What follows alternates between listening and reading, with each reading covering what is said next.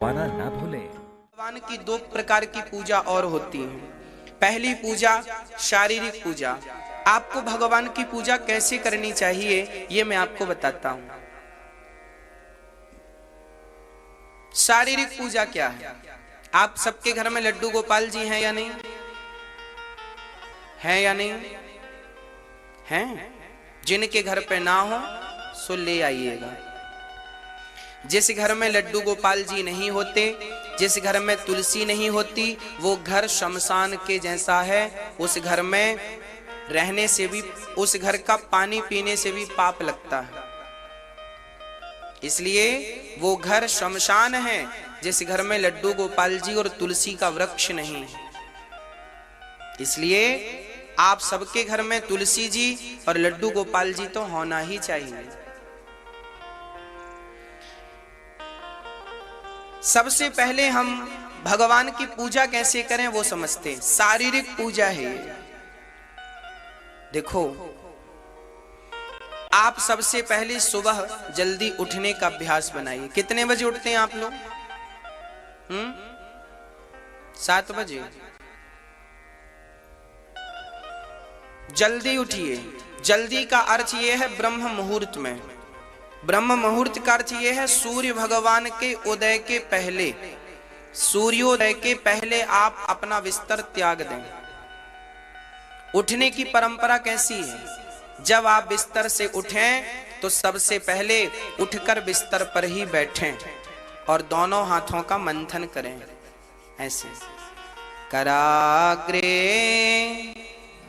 वसते लक्ष्मी करमध्ये सरस्वती करमूले तु गोविंद प्रभाते कर दर्शनम। ऐसे हाथों का मंथन करना चाहिए और हाथ की हथेली में ही अपने इष्ट का दर्शन करना चाहिए। आपके इष्ट कौन हैं? जो भी हैं, राम जी हैं, कृष्ण जी हैं, दुर्गा जी हैं, हनुमान जी हैं, गणेश जी हैं, शंकर जी हैं, जो भी हैं, नरसिंह भगवान हैं, वामन भगवान हैं, जो भी हैं, उनका दर्शन अपनी हथेली में करो। हे नाथ, प्रात उठ के सबसे पहले पहला दर्शन अपने इष्ट का होना चाहिए, फिर किसी और को देखो। सुबह उठकर सबसे पहले अपने भगवान का चिंतन करना चाहिए, भगवान का ध्यान करना चाहिए। हरे राम राम राम हरे हरे, हरे कृष्ण जय श्रीमन्नारायण जय श्रीमन्नारायण जय। आप लक्ष्मी नारायण के उपासक हैं तो माता लक्ष्मी चरण दबा रही हैं, ऐसा भाव बना कर देखो। आप सीताराम के उपासक हैं, सीताराम जी खड़े हैं, आप दर्शन कर रहे हैं। आप राधे श्याम के उपासक हैं, राधा कृष्ण खड़े हैं, आपकी हथेली में उनका चित्र है। ऐसा देखकर भगवान को प्रणाम करें, पृथ्वी माता को प्रणाम करें और पृथ्वी माता को प्रणाम करके तब आप सुबह 2 गिलास 3 गिलास पानी पीते हैं कि नहीं? 4 गिलास पानी खींच के पीना चाहिए सवेरे सवेरे। तांबे के बर्तन में रात्रि को पानी भर के रख दो। चांदी का पात्र है तो चांदी में भर के रखो, नहीं तो तांबे के पात्र में पानी रात्रि को भर के रखो ढक के, और सवेरे वो पानी पी लो, बच्चों को पिलाओ। बहुत ज्यादा बुद्धि आपको कामयाब बनाएगी। सुबह पानी अमृत की तरह होता है, वो भी बासा पानी। सुबह 4 गिलास पानी पियो, 1 लीटर पानी, 1.5 लीटर पानी, 2 लीटर पानी ज्यादा से ज्यादा पियो और पी करके और फिर 100-200 कदम सवेरे चलो और चल करके फिर जाकर के अपनी क्रियाओं से निवृत्त होकर स्नान करो। सबसे पहला काम स्नान। अपनी क्रियाओं से मंजन ब्रश करके क्रियाओं से निवृत्त होकर स्नान करना चाहिए। और स्नान करने के बाद शुद्ध वस्त्र, साफ कपड़े पहनकर, धुले हुए वस्त्र पहनकर 1 लोटा में जल भर के सबसे पहले सूर्य भगवान को जल चढ़ाना चाहिए। सूर्याय नमः आदित्याय नमः। पहला काम हर वैष्णव का, हर भारतीय की पहली जिम्मेदारी है सूर्य भगवान की उपासना। हमारे यहाँ पहली पूजा सूर्य भगवान की होती है। सूर्य भगवान को जल, सूर्याय नमः सूर्याय नमः। एक सज्जन ने कहा, गुरुजी क्यों सूर्य भगवान को जल चढ़ाएं? हमने कहा ये लाइट जल रही है, इसका बिल देना पड़ेगा कि नहीं? बोलो, हम लोग लाइट जलाते हैं, बिल देना पड़ेगा कि नहीं? हाँ या ना? और सूर्य भगवान रोज आपके घर को रोशनी से भरते हैं। किसानों की फसलों में यदि सूर्य का प्रकाश ना पड़े तो क्या किसानों की फसल में अंकुरित होगा, अंकुरित होंगी? यदि किसानों की फसल में सूर्य का प्रकाश ना पड़े तो अंकुरित नहीं होंगी, याद रखिएगा। हाँ या ना? हाँ। तो जिस सूर्य भगवान ने हमारी फसलों को अंकुरित शक्ति दी, जिस सूर्य भगवान ने हमारे घर को, जीवन को प्रकाश से भरा, हमारे शरीर को विटामिन डी से भरा, क्या उन सूर्य भगवान को धन्यवाद स्वरूप हम एक लोटा जल भी नहीं चढ़ा सकते? अरे ये जल चढ़ाना नहीं है, ये तो परमात्मा का धन्यवाद दे रहे हैं, प्रभु आपका धन्यवाद। और जो लोग कहें क्यों जल चढ़ाएं, ये कृतघ्नी है, इन्हें कृतघ्नी कहते हैं। जबकि इन ईश्वर के प्रति कृतज्ञता व्यक्त करनी चाहिए। हम ईश्वर के कृतज्ञ हैं, उनको धन्यवाद देते हैं। और कुछ लोग तो धन्यवाद ना दे के गालियां देते हैं। अब ये वही लोग हैं जो जिस पत्तल में खाते हैं उसी में बड़ा का छेद कर देते हैं। इनका कोई इलाज नहीं है। आप तो केवल सूर्य भगवान को जल चढ़ाइए। सूर्य भगवान को जल चढ़ा के फिर क्या करें? जल चढ़ाने के बाद अपने घर में अपने आसन पे बैठो। आपकी आसन शुद्ध होनी चाहिए। आप जिस आसन में बैठकर पूजा करते हैं वो आसन, सारे लोग उस आसन में ना बैठें, सबकी अपनी अपनी आसनें होनी चाहिए। आसन एक माला, एक ही माला से पति पत्नी जप रहे हैं, ये ठीक नहीं है। एक ही माला में पत्नी का अलग माला, पति का अलग माला, पत्नी की अलग आसन, पति की अलग आसन। आसन और माला अलग अलग, अपना अपना। शुद्धि से रखो। आसन में बैठो, आसन बिछाओ, आसन में बैठो। एक बढ़िया सी थाली लो। अब ठाकुर जी की शारीरिक पूजा बोल रहा हूं मैं, कैसे पूजा करनी चाहिए आपको। सबसे पहले एक थाली लीजिए। आपके घर में स्टील की थाली है तो स्टील की लीजिए, चांदी की थाली है चांदी की लीजिए, सोने की थाली है सोने की लीजिए।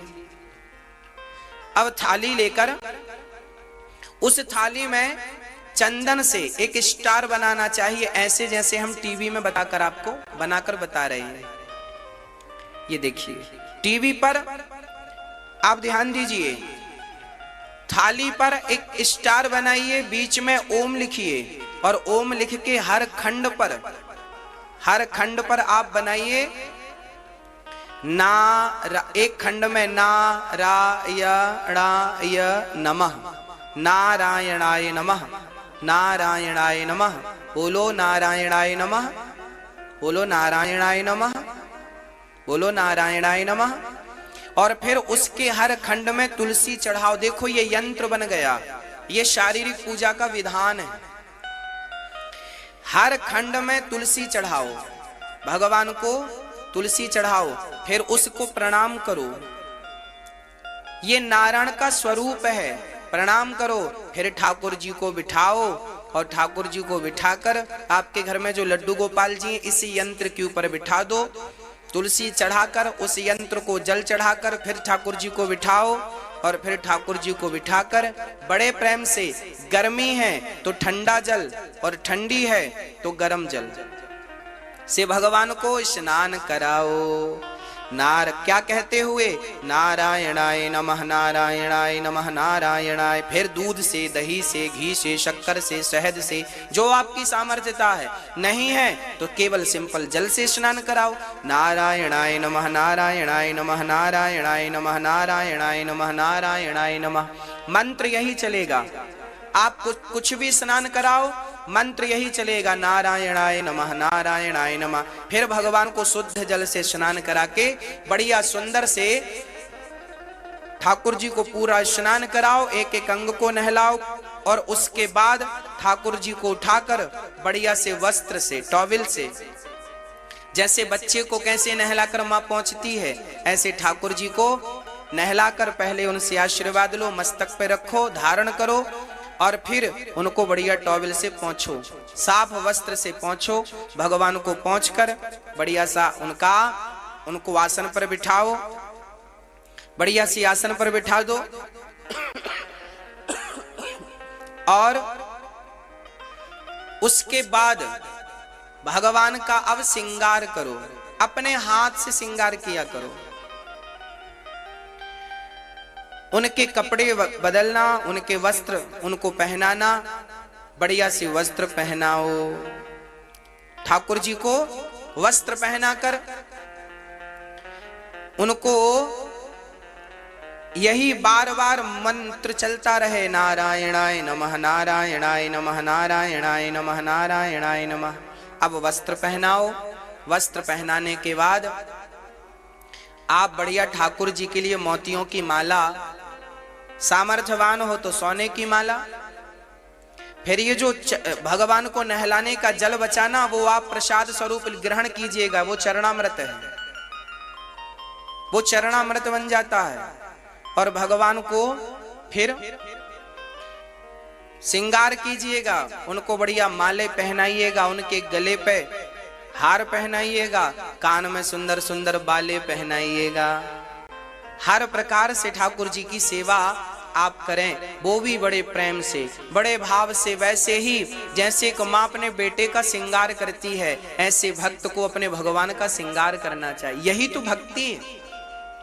भगवान को दिया हुआ जितना वक्त आपने उन्हें दिया है, बस वही समय सार्थक है। भगवान को सारा श्रृंगार करके और जब पूरा श्रृंगार हो जाए तो ठाकुर जी को बढ़िया सी मुकुट पहनाकर, ठाकुर जी को बांसुरी देकर और फिर बढ़िया सा ठाकुर जी को उनका श्रृंगार उन्हीं को बताओ।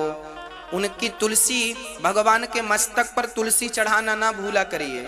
ठाकुर जी तुलसी मस्तक पर चढ़ाएं आप, फिर उनके लड्डू पर चढ़ाएं। लड्डू गोपाल जी ने हाथ में जो लड्डू लिया उसमें चंदन लगाकर तुलसी में लड्डू पे रख दें ताकि वो गिरे ना तुलसी, और मस्तक पर रख दें और नारायणाय नमः कह के अर्चन करें तुलसी से। बहुत सारी 11 पत्ता ले लें तुलसी के और हर पत्ते को नारायणाय नमः कह के चढ़ाते जाएं। नारायणाय नमः, नारायणाय नमः, नारायणाय नमः, नारायणाय नमः।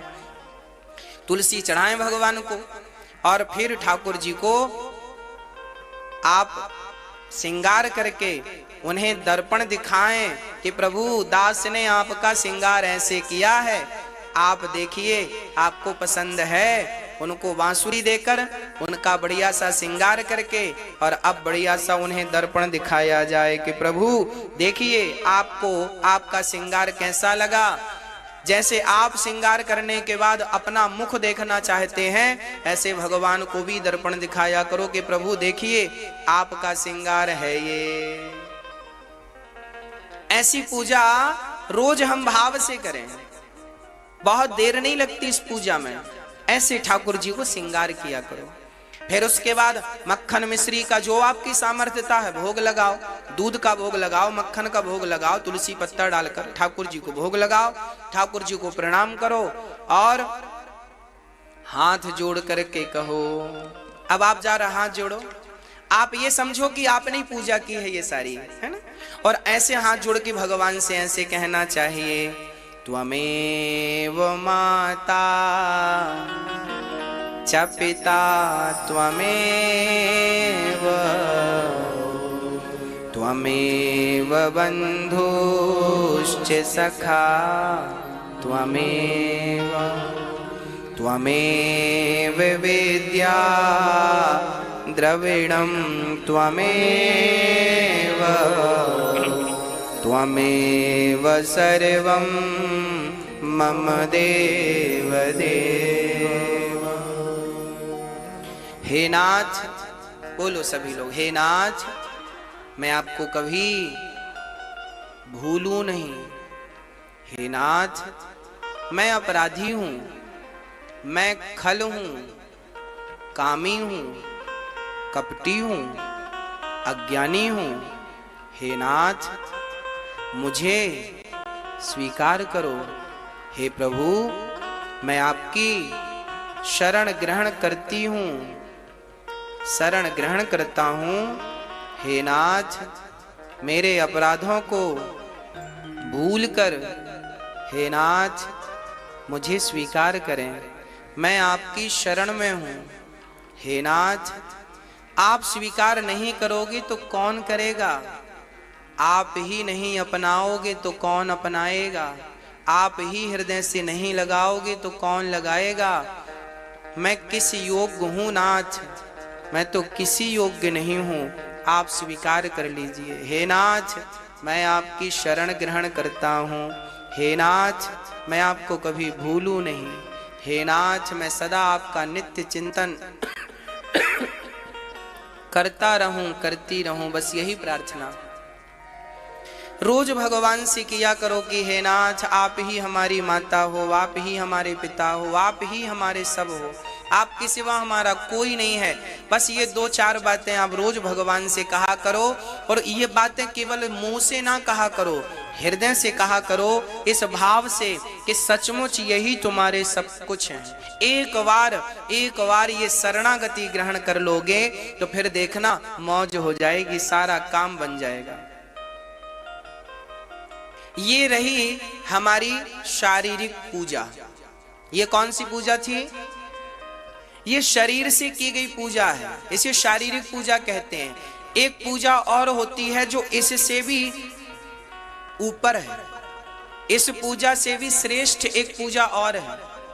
ये भी श्रेष्ठ है, इसकी श्रेष्ठता में कोई रत्ती भर कमी नहीं है, पर इससे भी श्रेष्ठ एक पूजा और है जिसे मानसिक पूजा कहते हैं। जो पूजा प्रत्यक्ष होती है, इस पूजा को करने से आपका मन भटक सकता है, उम्मीद है, पर वो जो पूजा अब हम आपको बताने जा रहे हैं, मानसिक पूजा, इस पूजा में आपका मन रत्ती भर नहीं भटकेगा।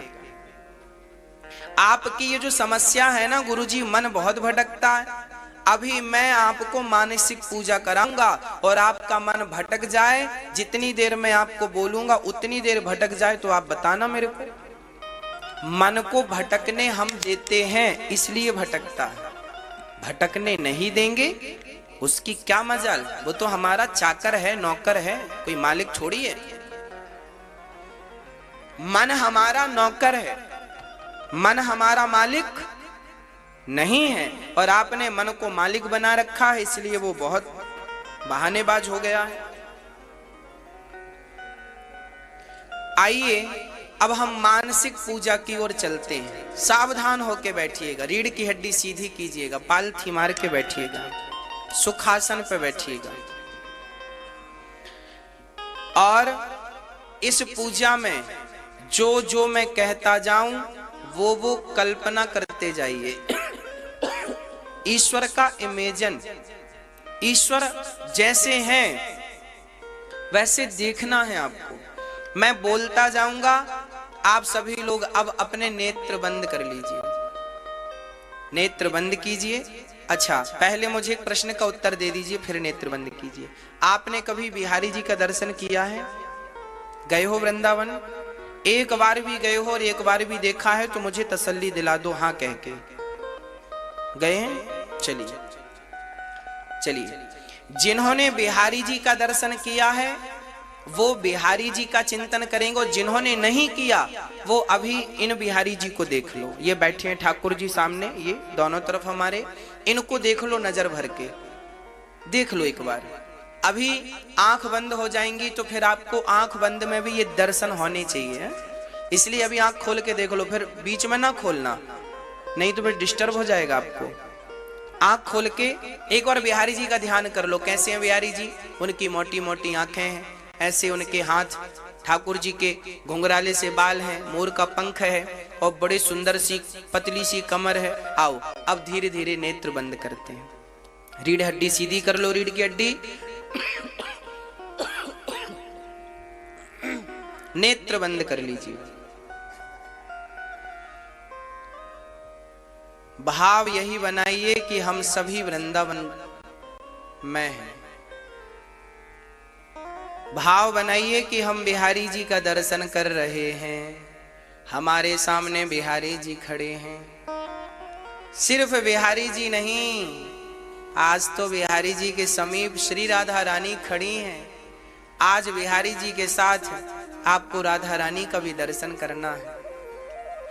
सुंदर से दर्शन आप कर रहे हैं, सुंदर सी मुस्कान श्री राधा रानी श्याम सुंदर को देखकर मुस्कुरा रही हैं और श्याम सुंदर श्री राधा रानी को देखकर मुस्कुरा रहे हैं। आहा, इतनी सुंदर छवि। तभी विचार आया, क्यों ना हम दोनों के लिए कमल का माला बनाए, कमल की हार बनाए। तभी हमने बढ़िया से कमल के पुष्प लाकर एक दूसरे को राधा रानी और श्याम सुंदर देख रहे हैं। तब तक आओ हम सभी कमल की माला बनाते हैं। भाव बनाइए कि आप अपने हाथ से कमल का हार बना रहे हैं। एक पुष्प गूथा, दूसरा पुष्प गूथा, तीसरा पुष्प कमल का गूथा, ऐसे 2 हार बनाकर आपने अपने हाथ से भाव बनाइए कि आपने श्याम सुंदर के गले में कमल का सुंदर सा हार पहनाया। अब श्री राधा रानी के गले में सुंदर सा हार पहनाया। अब श्याम सुंदर और राधा रानी एक दूसरे को देख रहे हैं और मंद मंद मुस्कुरा रहे हैं। श्याम सुंदर ने राधा रानी का हाथ पकड़ रखा है और श्याम सुंदर राधा रानी को गोल गोल घुमा रहे हैं। राधा रानी श्याम सुंदर को टुकुर टुकुर देख रही हैं। वो एक दूसरे को देख रहे हैं और हम उन दोनों को देख रहे हैं। श्री राधा रानी के चरणों को देख रहे हैं। उनके चरणों में बड़ी सुंदर सी पायल बंधी है। श्याम सुंदर के चरणों को देख रहे हैं, उनके चरणों में भी बड़ी सुंदर सी पायल बंधी है। श्याम सुंदर के चरणों में सुंदर सा भाव बनाए कि उनके चरणों में हमने शंख का दर्शन किया, चक्र का दर्शन किया और बड़े भाव से उनके घुटनों का दर्शन, फिर उनकी पतली सी कमर का, श्याम सुंदर के कमर का दर्शन, उनके हृदय में सुंदर सी माला पड़ी है, उनके हृदय का दर्शन। हम बड़े भाव से भाव बनाए कि भगवान का दर्शन कर रहे हैं। तभी भगवान ने हमारी तरफ इशारा किया, अरे पगले, हमें देखता ही रहेगा क्या, हमें कुछ खिलाएगा नहीं? तब हमें आदेश हुआ कि हमें कुछ खिलाना भी है। तब हमने तुरंत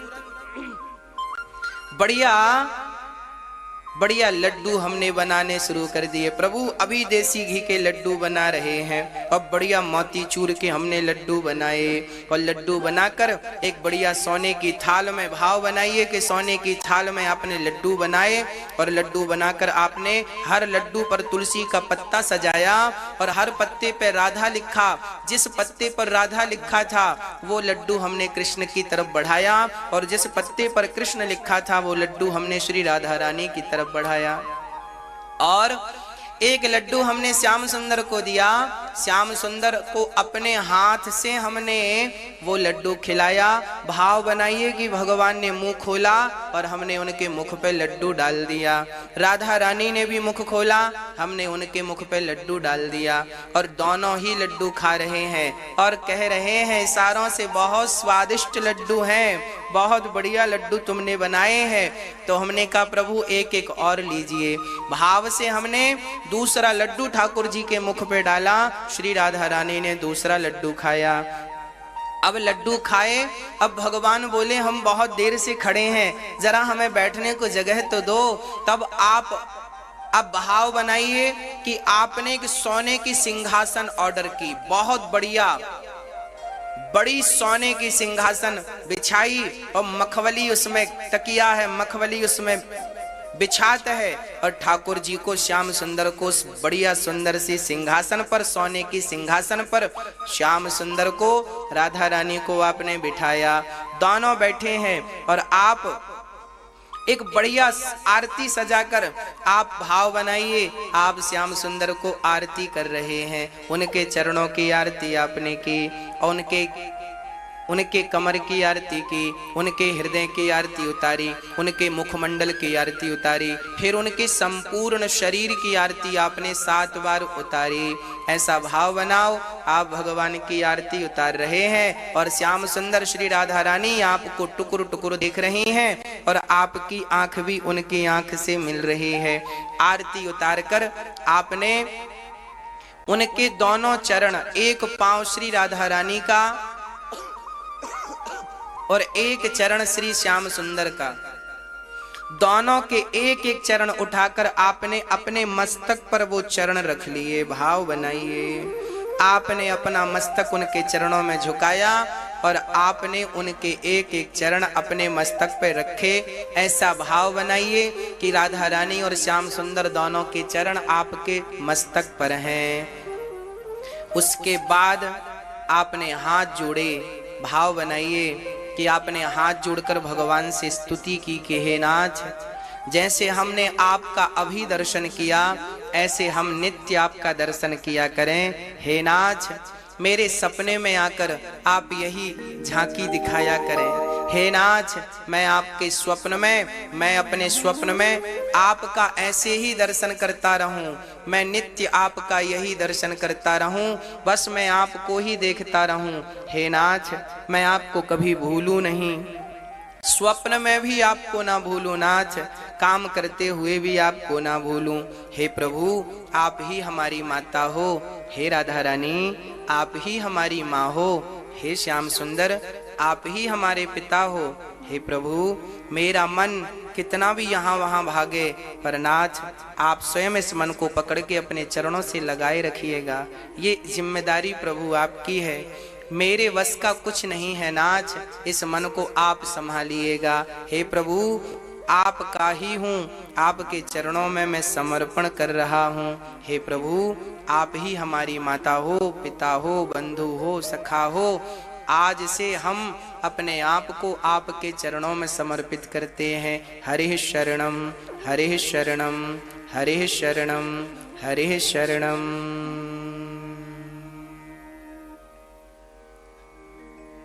जो भी कहना है भाव यही बनाकर कहिए कि भगवान आपके सामने बैठे हैं और आप उनसे ही कह रहे हैं और वो आपकी हर बात सुन रहे हैं। इस विश्वास से कही गई बात कभी व्यर्थ नहीं जाती और हमारी तो लिंक नहीं बनती। यदि आपकी लिंक नहीं बनी, अर्थात उस परमात्मा से आपके मन का तार नहीं जुड़ा, तो फिर प्रार्थना तो बेकार हो गई।